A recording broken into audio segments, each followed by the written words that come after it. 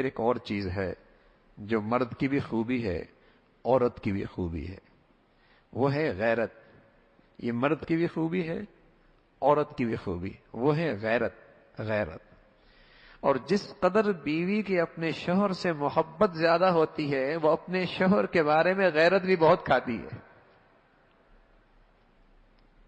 اگر اس کی کوئی اور بیوی ہو تو پھر غیرت بس اوقات حد اعتدال اور انصاف سے بھی نکل جاتی ہے، لیکن وہاں بھی اس کی غیرت کی چنگاری بھڑک اٹھتی ہے جب اس کے سامنے کسی غیر عورت کی تعریف کی جائے اور اس کی خوبیاں اور اچھائیاں بیان کی جائیں اور اس کی خامیاں پیش کی جائیں، کتنا برا لگتا ہے۔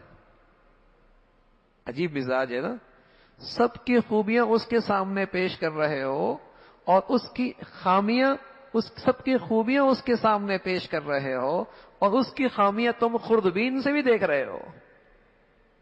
اس سے بھی اس کی غیرت کی چنگاری بھڑک اٹھتی ہے۔ محبت ہوتی تبھی تو غیرت ہوتی ہے، محبت ہوتی تبھی غیرت ہوتی ہے۔ حضرت عائشہ اپنی غیرت کا تذکرہ کر رہی، اپنی غیرت کا۔ ایسا ہوا کہ اللہ کے نبی صلی اللہ علیہ وسلم جب کسی سفر میں جاتے تو آپ قرعہ نکالتے، کون کون سفر میں ساتھ جائے گا۔ فرمانے لگے ایک مرتبہ قرعہ نکلا میرا اور حفصہ کا رضی اللہ تعالیٰ عنہما، ہم دونوں کا قرعہ نکالا۔ دن بھر آپ حفصہ کی سواری میں رہتے، جب رات ہونے لگتی تو آپ میری سواری پہ آ جاتے اور رات بھر سفر ہم کرتے رہتے۔ تو ایک دن حفصہ نے کہا، حضرت حفصہ نے حضرت عائشہ سے، عائشہ سواری بدلتے ہیں، میں تمہاری سواری بھی دیکھ لیتی ہوں کیسی چلتی ہے، تم میری سواری کا بھی ذرا جائزہ لے لو یہ کیسے چلتی ہے۔ حضرت عائشہ فرمانے لگی میں راضی ہو گئی، سواریاں بدل گئی۔ اللہ کے نبی رات کو عائشہ کی سواری کی طرف آئے اور ادھر تو میں تھی، سلام کیا، میں نے جواب دیا، آپ ساتھ بیٹھ گئے۔ پھر جب پڑاؤ ڈالا ایک جگہ پر، میرا حال تو بہت خراب تھا اندر سے۔ حضرت عائشہ فرمانے لگی جب پڑاؤ ڈالا تو جنگل کے ایک حصے میں میں گئی اور اپنا پاؤں جھاڑیوں میں ڈال دیا اور یوں کہا، اے اللہ میں تیرے رسول سے تو کچھ نہیں کہہ سکتی، شکایت بھی نہیں کر سکتی، لیکن کوئی سانپ بھیج دے، کوئی بچھو بھیج دے جو مجھے ڈس لے،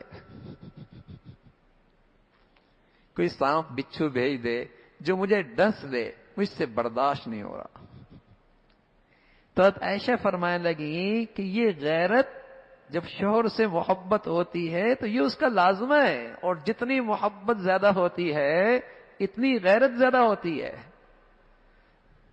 فرمانے لگی ایسا ہوا میں حضور علیہ الصلوۃ والسلام کے پاس تھی، اتنے میں حضرت ایک دوسری اہلیہ نے حلوہ بھیجا بنا کر، کچھ کھانا بھیجا، تو جیسی کیونکہ باری میری تھی اور کھانا دوسرے گھر سے آئے تو میں نے خادمہ کے ہاتھ پہ ہاتھ مارا تو پلیٹ گری، کھانا گر گیا۔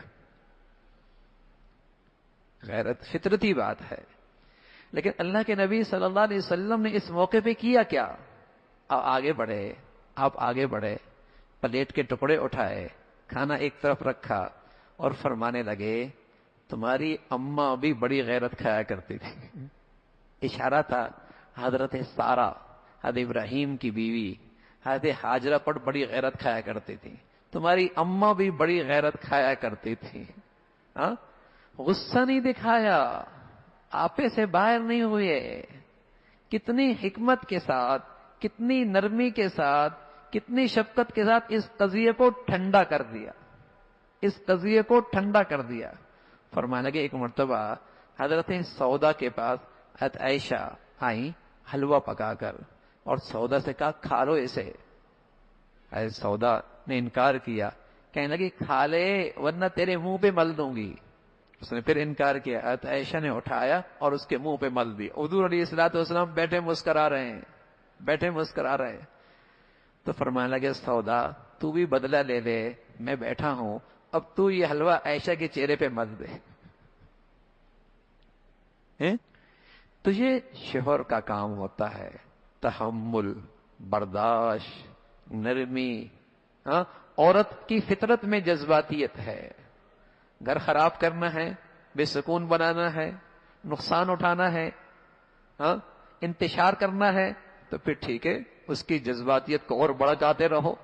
ہاں، اور ترکی بترکی جواب دیتے رہو، ترکی بترکی جواب دیتے رہو.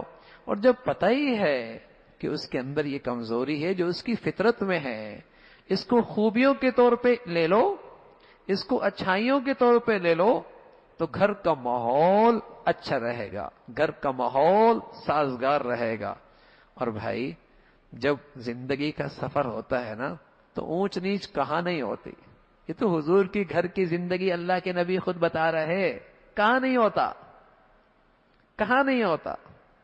ہاں، جب کچن میں دو برتن ہیں تو آواز تو آ جایا کرتی ہے نا، آواز تو آ جایا کرتی ہے، لیکن ٹھنڈے مزاج کے ساتھ اور معاملہ جلدی ٹھنڈا کر دینا اور معاملے اور قضیے کو جلدی ختم کر دینا، یہ خوشگوار ازواجی زندگی کے لیے بہت ضروری ہے. خوشگوار ازواجی زندگی کے لیے ضروری ہے. اگر تھوڑا سا دور رکھا اور فاصلہ آنے لگا تو آہستہ آہستہ یہ زندگی کی گرہیں بن جاتی ہیں، یہ فاصلے کی گرہیں بڑھتی جاتی ہیں، غلط فہمیاں بڑھتی چلی جاتی ہیں، غلط فہمیاں بڑھتی چلی جاتی ہیں، اور نتیجہ گھر کے ٹوٹنے تک پہنچتا ہے، اور اولادیں پھر بے سہارا ہو جاتی ہیں، سرپرستوں سے اور اپنے مربیوں سے محروم ہو جاتی ہیں. تو اللہ رب العزت ہمیں ازواجی زندگی کے سلسلے میں اپنی نبی کی زندگی اور اپنی نبی کی تعلیمات پر عمل کرنا ہم سب کے لیے آسان فرما دے.